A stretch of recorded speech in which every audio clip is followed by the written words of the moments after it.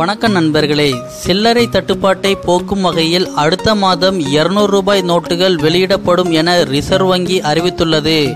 500 மற்றும் 1000 ரூபாய் நோட்டுகள் செல்லாது என்று கடந்த ஆண்டு நவம்பர் மாதம் மத்திய அரசு திடீரென அறிவித்தது.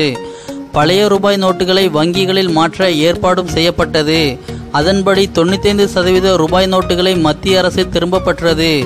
கருப்பு பணத்தை ஒழிக்க மத்திய அரசு இந்த திடீர் நடவடிக்கையை மேற்கொண்டது. மக்கள் சிரமம் நீடிக்கக்கூடாது என்பதற்காக மத்திய அரசு புதிய 2000 ரூபாய் நோட்டையும் அறிமுகம் செய்தது. பழைய 500 ரூபாய்க்கு பதிலாக பல பாதுகாப்பு அம்சங்களுடன் புதிய 500 ரூபாய் நோட்டும் அச்சிடப்பட்டது.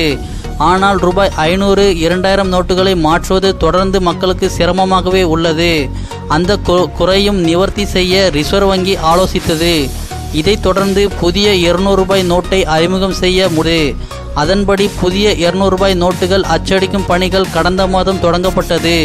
இந்நிலையில் அந்த பணிகள் நிறைவடைந்து விட்டதாகவும் அடுத்த மாதம் ரூபாய் 200 நோட்டுகளை வெளியிட உள்ளதாகவும் ரிசர்வ் வங்கி தெரிவித்துள்ளது. மேலும் 500 ரூபாய் நோட்டுகளை அதிக அளவில் அச்சடிக்கும் பணி நடந்து வருகிறது என்றும் 200 ரூபாய் நோட்டு வெளியிட்ட பிறகு ரூபாய் நோட்டு தட்டுப்பாடு குறையும் எனவும் ரிசர்வ் வங்கி தெரிவித்துள்ளது. இந்த மாதிரி பல செய்திகளை உடனுக்குடன் தெரிந்து கொள்ள நம்ம சேனலை சப்ஸ்கிரைப் பண்ணலனா இப்போவே சப்ஸ்கிரைப் பண்ணிக்கோங்க.